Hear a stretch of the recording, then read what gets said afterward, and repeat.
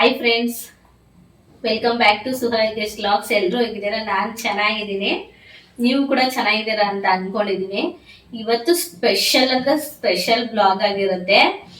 ಇವತ್ತು RCB match ಇದೆಯಲ್ವಾ, ಈಗ ಟೈಮ್ ಬಂದು ಒಂದು 4:30 ಆಗಿದೆ. ಹಾಗಾಗಿ ಇವಾಗ ನಮ್ಮ ಯಜಮಾನ್ರವ್ರ ಅಕ್ಕವ್ರ ಮನೆಗೆ ಹೋಗೋಣ. ಅಲ್ಲಿ ಟಿವಿ ಇದೆ, ಚೆನ್ನಾಗಿ ನೋಡ್ಬೋದು, ಎಂಜಾಯ್ ಮಾಡ್ಬೋದು. ಹಾಗೇನೆ ಎಲ್ಲರೂ ಒಟ್ಟಿಗೆ ಕುತ್ಕೊಂಡು ನೋಡೋಣ ಅಂತ ಅಂದ್ಬಿಟ್ಟು ಅಲ್ಲಿಗೆ ಹೋಗ್ತಾ ಇದೀವಿ. ನಾನು, ನಮ್ಮ ಹುಡುಗ ತರುಣ, ನನ್ನ ಮಗ ಬರಲ್ವಂತೆ, ಅವ್ನು ಇಲ್ಲೇ ಬಿಟ್ಟು ಹೋಗ್ತೀವಿ.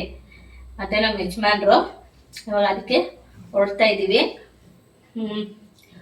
ಗೆದ್ರೆ ಏನ್ ಮಾಡ್ತೀರಾ? ಗೆದ್ರೆ ಸೆಲೆಬ್ರೇಷನ್ ಮಾಡ್ತೀವಿ. ಏನ್ ಸೆಲೆಬ್ರೇಷನ್? ಗೆದ್ಮೇಲೆ ಹೇಳ್ತೀವಿ ನಾವು ಕೇಳಿದ್ ಕೊಡ್ಸ್ಬೇಕು ಗೆದ್ರೆ. ನಿನ್ಗೇನ್ ಬೇಕು ತಗೋ, ತಲೆಯಲ್ಲಿ ರೆಡಿ ಮಾಡ್ಕೊಂಡ್ಬಿಡು. ಏನಿಲ್ಲ, ಕೇಕ್ ತಂದು ಕಟ್ ಮಾಡ್ಬೇಕ್ರಿ ಗೆದ್ರೆ. ಮುಂಚೆನೆ ಕೇಕ್ ತಗೊಂಡೋಗಿ ಇಟ್ಕೊಬಿಟ್ಟು ಮನೇಲಿ, ಅಂದ್ರೆ ಗೆಲ್ಲ ಟೈಮಲ್ಲಿ ತರ್ಬೋದು. ಗೆಲ್ತಾರೆ ಅಂತ ಗೊತ್ತಾಗ ಅಷ್ಟೊಂದು ಬೇಕ್ರಿ ತೆಗ್ದಿರಲ್ವಲ್ಲ. ತೆಗ್ದಿರೋದು 11 ಗಂಟೆ ಗಂಟ 10:30 ಗಂಟ 10 ಗಂಟೆ ಗಂಟ. ಮ್ಯಾಚ್ ಮುಗಿಯೋದು ಎಷ್ಟೊತ್ತಾಗುತ್ತೆ? ಎಷ್ಟೊತ್ತಾಗ 11 ಗಂಟೆ ಆಗುತ್ತಾ? ಎಷ್ಟು ಮ್ಯಾಚ್ ಮುಗಿದ ಟೈಮ್ ಗೊತ್ತಿಲ್ಲ. ಅಷ್ಟೊತ್ತಲ್ಲಿ ಬೇಕ್ರಿ ಎಲ್ಲ ಇರಲ್ಲ ಅಲ್ವರಿ. ಅಂದ್ರೆ ಗೆಲ್ಲ ಮೊಮ್ಮಿಟ್ಟಾದ್ರೆ ತಂದು ಮಡಿಕೋಬಹುದು.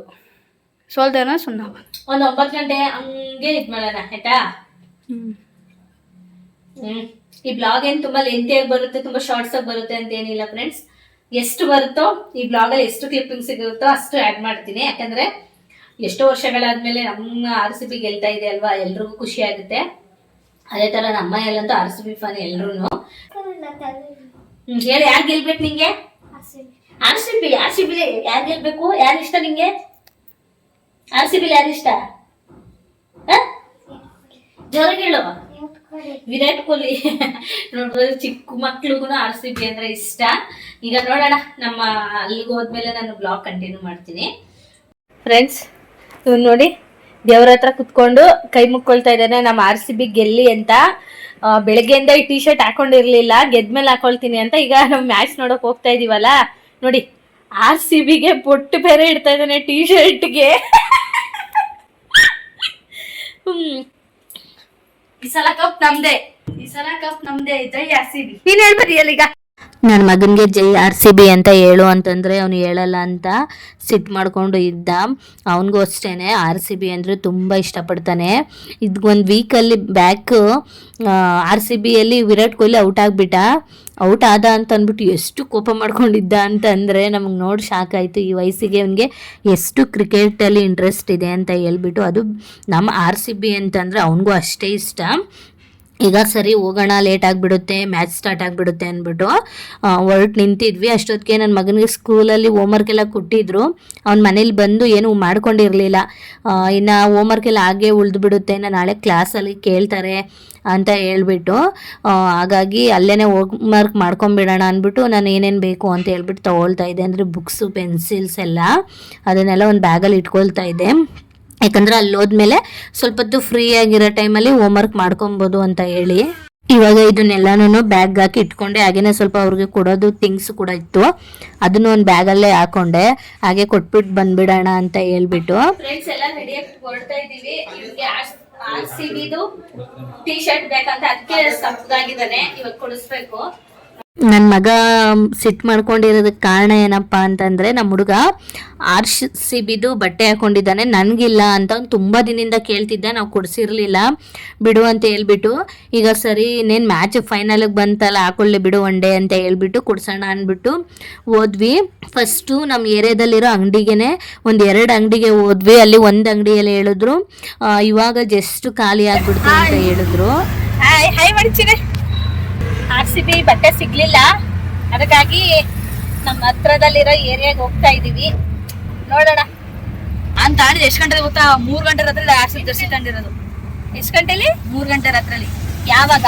ಊರ್ಗೆ ಹೋಗ್ಬೇಕಾದ್ರೆ ಮೆಜೆಸ್ಟಿಕ್ ಅಲ್ಲಿ 3 ಗಂಟೆ ರಾತ್ರಿ ತಾಳಿದ್ದು. ಮೆಜೆಸ್ಟಿಕ್ ಅಲ್ಲಿ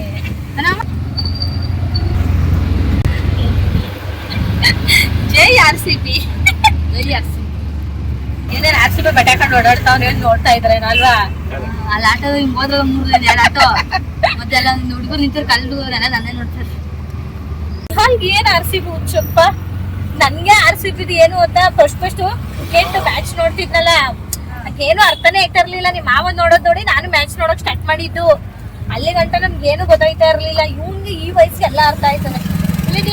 ಅವ್ರದ್ದು ರಂಗೇಶ್ವರ ಪಿಚ್ ಯಾವುದು, ವೈಡ್ ಯಾವುದು,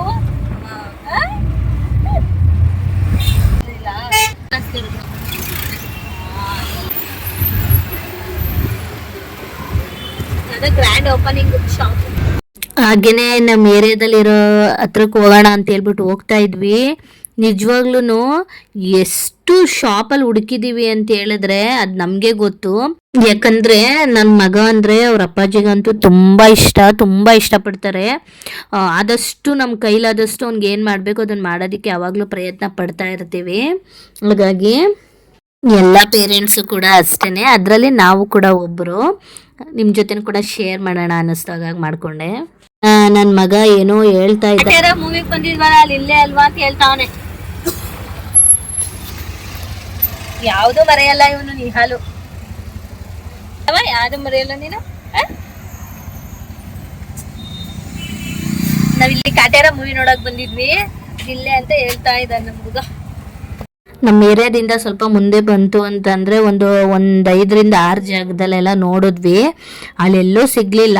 ಸರಿ ಅಂತ ಹೇಳ್ಬಿಟ್ಟು ವಿಚಾರಿಸಿದ್ವಿ ಎಲ್ಲಿ ಸಿಗುತ್ತೆ ಅಂತ ಹೇಳಿ. ಅಲ್ಲಿ ಕೆಲವರು ಅಲ್ಲಿ ಸಿಗುತ್ತೆ ಇಲ್ಲಿ ಸಿಗುತ್ತೆ ಅಂತ ಹೇಳಿದ್ರು ನಮ್ಗೆ. ಬಟ್ ಅದು ವಿಚಾರಿಸಿದ್ವಿ, ಎಲ್ಲೂ ಸಿಗಲಿಲ್ಲ. ಎಷ್ಟು ಶಾಪ್ಗಳಿದೆ ನಮ್ಮ ಏರಿಯಾದಲ್ಲಿ, ಅಷ್ಟೆಲ್ಲ ಶಾಪ್ಸ್ಗೆ ಹೋಗಿ ಕೇಳಿದ್ದು ಆಯಿತು. ಆಮೇಲೆ ಯಾಕೋ ಸಿಗ್ತಿಲ್ಲ ಅಂತ ಹೇಳ್ಬಿಟ್ಟು ಬೇಜಾರಾಯಿತು. ಸರಿ ಅಂತ ಹೇಳ್ಬಿಟ್ಟು ಅಲ್ಲೇ ಬಿಸಿ ಬಿಸಿಯಾಗಿ ಸಮೋಸನು ಜಿಲೇಬಿನೂ ಮಾಡ್ತಾಯಿದ್ರು. ಇಲ್ಲಿ ಯಾವಾಗಲೂ ಬಂದರೂ ಫ್ರೆಶ್ ಆಗಿ ಮಾಡಿಕೊಡ್ತಾರೆ. ಇನ್ನೂ ತಿನ್ನಬೇಕು ಅಂತ ಅನ್ನಿಸ್ತಿರುತ್ತೆ, ಅಷ್ಟು ಚೆನ್ನಾಗಿರುತ್ತೆ. ಆ್ಯಂಡ್ ಕ್ಲೀನಾಗೂ ಕೂಡ ಮಾಡ್ತಾರೆ. ಹಾಗಾಗಿ ಇನ್ನು ಸುತ್ತಿ ಸಾಕಾಯ್ತಲ್ಲ. ಒಂದೇ ಒಂದು RCB ಶರ್ಟಿಗೆ ತುಂಬ ಸುತ್ತಿಬಿಟ್ವಿ. ಇನ್ನು ಟಯರ್ಡ್ ಆಯಿತು. ಮತ್ತು ಮಧ್ಯಾಹ್ನ ಕೂಡ ಸರಿ ಊಟ ಏನೂ ಮಾಡಿರಲಿಲ್ಲ ಅಂತ ಹೇಳ್ಬಿಟ್ಟು ಸರಿ ಹಾಗೇ ಅಲ್ಲಿ ಜಿಲೇಬಿನೂ ಸಮೋಸನೂ ತಿನ್ನೋಣ ಅಂತ ಗಾಡಿ ನಿಲ್ಲಿಸ್ಬಿಟ್ಟು ತಿಂತಾ ಇದ್ವಿ. ತುಂಬ ಬಿಸಿ ಬಿಸಿಯಾಗಿ ಹಾಗೂ ಚಳಿಗೂ ಅದಕ್ಕೂ ತುಂಬ ಚೆನ್ನಾಗಿತ್ತು ಅಂತಲೇ ಹೇಳ್ಬೋದು. ನಾವು ಯಾವಾಗ ಬಂದ್ರೂ ಇಲ್ಲೇ ತಿನ್ನೋದು. ಇನ್ನು ನಾನು ನನ್ನ ಮಗ ಚಟ್ನಿ ಎಲ್ಲ ತಿನ್ನಲ್ಲ, ಹಾಗಾಗಿ ಬರೀ ಸಮೋಸನ ತೊಗೊಂಡ್ವಿ. ಇನ್ನು ನಮ್ಮ ಯಜಮಾನ್ರು ನಮ್ಮ ಹುಡುಗ ಅವರು ಸ್ವಲ್ಪ ಸ್ವೀಟ್ ಖಾರ ಎಲ್ಲ ಮಿಕ್ಸ್ ಇದ್ದರೆ ಚೆನ್ನಾಗಿ ತಿಂತಾರೆ. ಹಾಗಾಗಿ ಅವರು ಅದನ್ನು ತೊಗೊಂಡ್ರು. ಇದು ತಿನ್ಕೊಂಡು ಹಾಗೇನೆ ಎಲ್ಲಿ ಸಿಗುತ್ತೆ ಏನು ಅಂತೆಲ್ಲ ಯೋಚನೆ ಮಾಡಿಕೊಂಡು ಕೂತಿದ್ವಿ. ಅಷ್ಟೊತ್ತಿಗೆ ಸರಿ ಆನ್ಲೈನಲ್ಲಿ ಸರ್ಚ್ ಮಾಡೋಣ ಅಂತ ಆನ್ಲೈನಲ್ಲೂ ಕೂಡ ಸರ್ಚ್ ಮಾಡಿದ್ವಿ. ಆನ್ಲೈನಲ್ಲಿ ಫ್ರೆಂಡ್ಸ್ ನಿಜವಾಗ್ಲೂ ತುಂಬ ಕಾಸ್ಟ್ಲಿ ಹೇಳಿದ್ರು. ಆಮೇಲೆ ನಾವು ಸರಿ ಬೇಡ ಅಷ್ಟೊಂದು ರೇಟ್ ಕೊಟ್ಟು ತಗೊಳ್ಳೋದು ಜಾಸ್ತಿ ಆಗುತ್ತೆ ಅಂತ ಹೇಳ್ಬಿಟ್ಟು ನಾನು ತೊಗೊಳಕ್ಕೆ ಹೋಗಲಿಲ್ಲ. ಹಂಗೇ ಬಂದ್ವಿ, ನೋಡೋಣ ಮುಂದೆ ಎಲ್ಲಾದರೂ ಸಿಗುತ್ತಾ ಅಂತ ಹೇಳ್ಬಿಟ್ಟು. ಇನ್ನು ಎಲ್ಲೂ ಸಿಗಲಿಲ್ಲ ಫ್ರೆಂಡ್ಸ್. 1 2 ಏರಿಯಾ 3 ಏರಿಯಾದಲ್ಲಿ ಹುಡುಕ್ಬಿಟ್ಟಿದ್ದೀವಿ, ಎಲ್ಲೂ ಸಿಗಲಿಲ್ಲ. ಇನ್ನು ನಮ್ಮ ಯಜಮಾನ್ರವ್ರ ಅಕ್ಕವ್ರ ಮನೆ ಹತ್ರ ಬಂದ್ವಿ. ಇಲ್ಲಾಂದ್ರೆ ಒಂದು 3 hours ಹುಡುಕಿದ್ವೇನೋ, ಸಿಗಲಿಲ್ಲ. ಅಷ್ಟೊತ್ತಿಗೆ ಇವರು ನಮ್ಮ ಯಜಮಾನ್ರವ್ರ ಭಾವ ಕೂಡ ಬಂದರು. ಕಾರಲ್ಲಿ ಎಲ್ಲ ಹೋಗಿದ್ರು ಅನ್ಸುತ್ತೆ, ಅವರು ಕೂಡ ಬಂದರು. ನಾವು ಬಂದಿರೋದು ಅವ್ರಿಗೆ ಗೊತ್ತಿಲ್ಲ. ಹಾಗೇನೆ ನಾವು ವಿಡಿಯೋ ಮಾಡ್ಕೊಂಡ್ವಿ. ಅವ್ರು ನಗ್ತಾ ಇದ್ರು, ಏನಕ್ಕೆ ಇಲ್ಲಿ ನಿಂತಿದ್ದೀರಾ ಅಂತ ಹೇಳಿ ಕೇಳ್ತಾ ಇದ್ರು. ನಾವು ಮಾತಾಡಿಸ್ತಾ ಇದ್ವಿ. ಸ್ವಲ್ಪ ತಾಗೆ ನಿಂತ್ಕೊಂಡ್ರು, ಟೈಮ್ ಪಾಸ್ ಎಲ್ಲ ಮಾಡ್ತಾ ಇದ್ವಿ ಅಲ್ಲೇ. ಸರಿ ಅಂತ ಹೇಳ್ಬಿಟ್ಟು ಅವ್ರನ್ನ ಹೊರಟರು. ತಿರ್ಗಾ ಬಂದರು.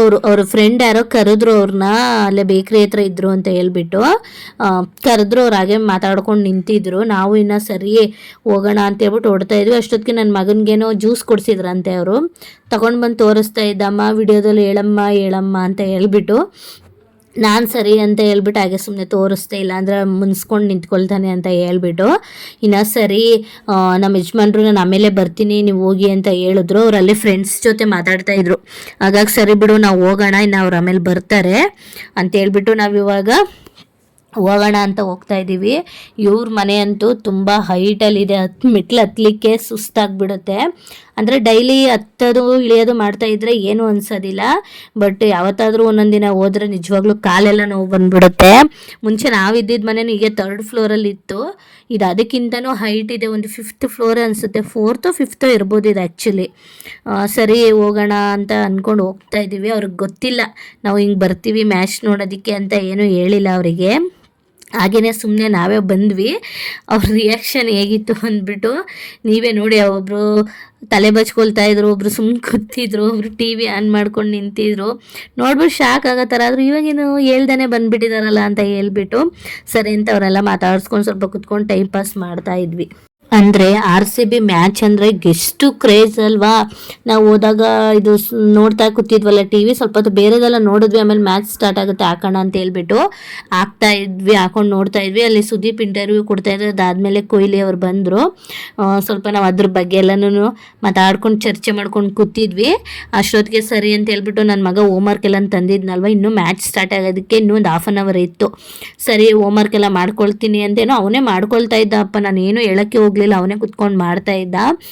ಹಾಗೆಯೇ ನಮ್ಮ ಹುಡುಗಿನೂ ಕೂಡ ಪೂಜೆ ಎಲ್ಲನೂ ಮಾಡ್ತಾ ಇದ್ಲು. ಅವಳು ಕೂಡ ಪ್ರಶ್ನಪ್ಪಾಗಿ ಬಂದು ಪೂಜೆ ಎಲ್ಲ ಮಾಡಿಬಿಟ್ಟು ಅವ್ರ ಮನೇಲೇನೋ ಮಂಡಕ್ಕಿ ಒಗ್ಗರಣೆ ಏನೋ ಮಾಡಿದ್ರು ಅನ್ಸುತ್ತೆ, ಅಂದರೆ ಅವಲಕ್ಕಿ, ಪೇಪರ್ ಅವಲಕ್ಕಿದು. ಹಾಗಾಗಿ ಅದನ್ನು ತಂದು ಕೊಡ್ಲು ತಿನ್ನಲಿಕ್ಕೆ ಅಂತ ಹೇಳ್ಬಿಟ್ಟು. ಇದರಲ್ಲಿ ಖಾರ ಇರಲಿಲ್ಲ ಸ್ವಲ್ಪ, ಅದಕ್ಕೆ ಸ್ವಲ್ಪ ಖಾರದ ಪುಡಿ ಹಾಕು ಇನ್ನೂ ಚೆನ್ನಾಗಿರುತ್ತೆ ಅಂತ ಹೇಳ್ಬಿಟ್ಟು ಹಾಕ್ಸ್ಕೊಂಡು ತಿನ್ನೋಣ ಅಂತ ಅಂದ್ಬಿಟ್ಟು ಚೆನ್ನಾಗಿ ಮಿಕ್ಸ್ ಮಾಡ್ಕೊಂಡೆ. ಇವನು ಅಂದ್ಬಿಟ್ಟು ಬುಕ್ ಮುಚ್ಕೊಳ್ತಾ ಇದ್ದಾನೆ ನೋಡಿ. ಯಾಕಂದ್ರೆ ಅವ್ನು ಯಾವತ್ತೂ ಅವನಾಗ ಅವ್ನು ಕುತ್ಕೊಂಡು ಬರೆಯೋದಿಲ್ಲ, ಹೇಳ್ಬೇಕು ಹೋಗಿ ಬರಿ ಅಂತಂದಾಗ ಆಗ ಬರೀತಾನೆ, ಅಲ್ಲಿವರೆಗೂ ಅವ್ನು ಬರೆಯೋದಿಲ್ಲ.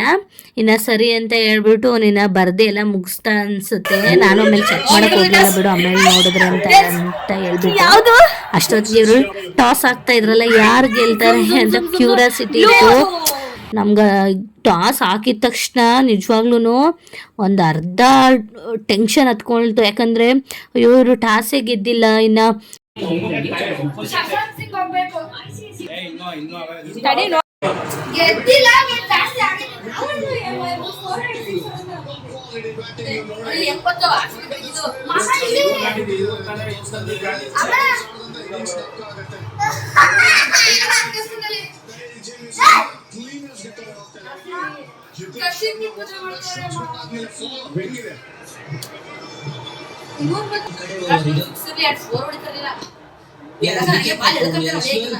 ಬಹಳ ಎಫೆಕ್ಟಿವ್ ಆಗಿ ಯೂಸ್ ಮಾಡಿರೋದು ಶಾರ್ಟ್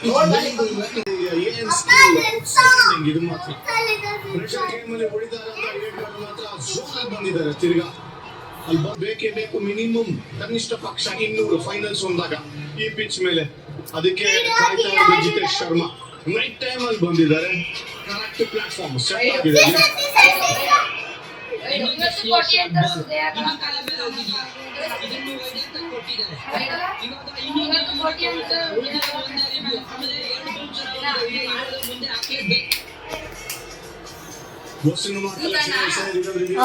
ಅದಕ್ಕೆ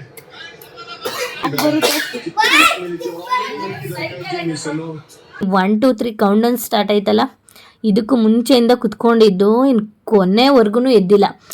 ಟೀ ಕುಡಿಯೋಕ್ಕಾಗಿರ್ಬೋದು ಅಥವಾ ಊಟ ತಿನ್ಲಿಕ್ಕಾಗಿರ್ಬೋದು, ಏನಕ್ಕೂ ನಾವು ಎದ್ದೊಳ್ಳೇ ಇಲ್ಲ. ಯಾಕಂದರೆ ಅಷ್ಟು ಇಂಟ್ರೆಸ್ಟ್ ಕೊಟ್ಟು ನೋಡ್ತಾ ಇದ್ವಿ. ನಾವೇ ಅಂತಲ್ಲ, ಎಲ್ಲರೂ ಅದನ್ನೇ ಮಾಡಿರ್ತಾರೆ. ನಮ್ಮ ಮನೇಲಿ ಹೇಗೆ ಮಾಡಿದ್ವಿ ಅಂತ ನಿಮ್ಮ ಜೊತೆ ಶೇರ್ ಮಾಡ್ಕೊಳ್ತಾ ಇದ್ದೀನಿ ಅಷ್ಟೇ. 1 2 3 ಜನ ಬೇಗನೆ ಔಟ್ ಆಗಿಬಿಟ್ರಲ್ವ, ತುಂಬ ಬೇಜಾರಾಗ್ಬಿಡ್ತು ನಮಗೆ. ಅಯ್ಯೋ ಏನು ಮಾಡ್ತಾರೋ ಏನೋ ಅಂತ. ನಮ್ಮ ತಲೆಯಲ್ಲಿ ಇದ್ದಿದ್ದು ಒಂದು 250 ಹೊಡೆದ್ರೆ ಒಂದು ಧೈರ್ಯ ಇರುತ್ತೆ ಅನ್ನೋದು ನಮ್ಮ ತಲೆಯಲ್ಲೆಲ್ಲ ಇತ್ತು. ಹಾಗೇನೆ ನಮ್ಮ ಮನೆಯವರು ಕೂಡ ಬಂದಿದ್ರು ಆಮೇಲೆ ಸರಿ ಅಂತೇಳಿ. ಅವ್ರಿಗೂ ಟೆನ್ಷನ್ ಆಗ್ತಾಯಿತ್ತು, ಇವ್ರು ಹಿಂಗೆ ಹೊಡಿತವ್ರೆ, ಏನು ಗೆಲ್ತಾರೋ ಹೇಗೆ ಏನು ಅಂದ್ಬಿಟ್ಟು ಟೆನ್ಷನ್ ಮಾಡ್ಕೊಂಡು ಕುತ್ಕೊಂಡ್ಬಿಟ್ಟಿದ್ದಾರೆ. ನೋಡ್ತಾ ಇರ್ಬೋದು ನೀವು. ನಾವು ಆಮೇಲೆ ಕೇಕ್ ಎಲ್ಲ ತೊಗೊಂಡು ಸೆಲೆಬ್ರೇಟ್ ಮಾಡೋಣ ಅಂದ್ಕೊಂಡು ಹೋದ್ವಲ್ಲ, ಇವನು ನಮ್ಮ ಹುಡುಗ ಇದ್ದವನು ಇಲ್ಲ ಇವತ್ತು ಓಪನ್ ಇರುತ್ತೆ, ಮ್ಯಾಚ್ ನಡೀತಾ ಇದೆ ಅಲ್ವಾ, ಜಾಸ್ತಿ ಟೈಮ್ ಓಪನ್ ಇರುತ್ತೆ ಅಂತ ಹೇಳಿದ್ದ. ಅದಾದಮೇಲೆ ಇದು ಸೋತಾಗೋ ಥರ ಬೇರೆ ಗೊತ್ತಾಗ್ಬಿಡ್ತಲ್ಲಪ್ಪ. ಆಮೇಲೆ ಇವರೆಲ್ಲ ಫುಲ್ಲು ಟೆನ್ಷನ್ ಮಾಡ್ಕೊಂಡು ಕೂತಿದ್ರು. ಆಮೇಲೆ ನಾನು ಹೇಳ್ದೆ ಇಲ್ಲ ಲಾಸ್ಟ್ವರೆಗೂ ಚಾನ್ಸ್ ಇರ್ಬೋದು, ವೆಯ್ಟ್ ಮಾಡೋಣ, ಕೊನೆವರೆಗೂ ಮ್ಯಾಚ್ ಏನು ಅಂತ ಹೇಳೋದಕ್ಕಾಗಲ್ಲ, ಯಾವಾಗ ಏನು ಬೇಕಾದರೂ ಆಗ್ಬೋದು ಅಂದ್ಕೊಂಡು ವೆಯ್ಟ್ ಮಾಡ್ತಾ ಇದ್ವಿ. ಆದರೆ ಇವ್ರಿಗೆ ವೆಯ್ಟ್ ಮಾಡಲಿಕ್ಕೆ ಆಗ್ತಿರ್ಲಿಲ್ಲ. ಅದರಲ್ಲಿ ಮಧ್ಯದಲ್ಲಿ ಬೇರೆ ಅಡ್ವರ್ಟೈಸ್ಮೆಂಟ್ ಬೇರೆ ಬರ್ತಾ ಇತ್ತಲ್ಲ, ಇದು ಯಾಕಾದರೂ ಬರ್ತಾ ಇರುತ್ತೋ ಅನ್ನೋಷ್ಟು ಇವ್ರಿಗೆ ಟೆನ್ಷನ್ ಆಗಿಬಿಟ್ಟಿತ್ತು ಈ RCB ಮ್ಯಾಚ್ ಬಗ್ಗೆ. ನಾವಂತೂ ಎಷ್ಟು ಕ್ಯೂರಿಯಾಸಿಟಿಯಿಂದ ನೋಡ್ತಾ ಇದ್ವಿ ಗೊತ್ತಾ. ಇನ್ನು ಇವ್ರು ನೋಡಿ ಅಲ್ಲಿಂದ TV ಮುಂದಕ್ಕೆ ಬಂದು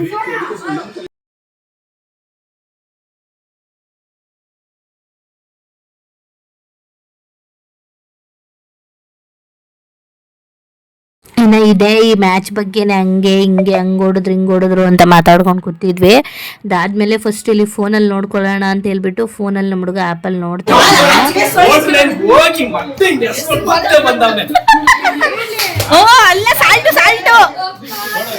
ಇವಾಗ ಅದೇ ಕ್ಯಾಚ್ ಹಿಡಿದ್ರಲ್ವಾ ಅದ್ರ ಬಗ್ಗೆ ಮಾತಾಡ್ತಾ ಇದ್ವಿ.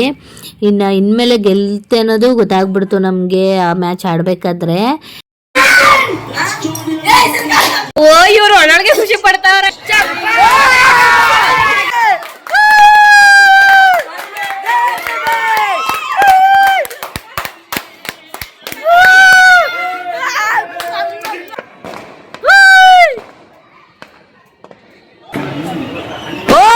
ಸೂಪರ್ ಚಂದೆ.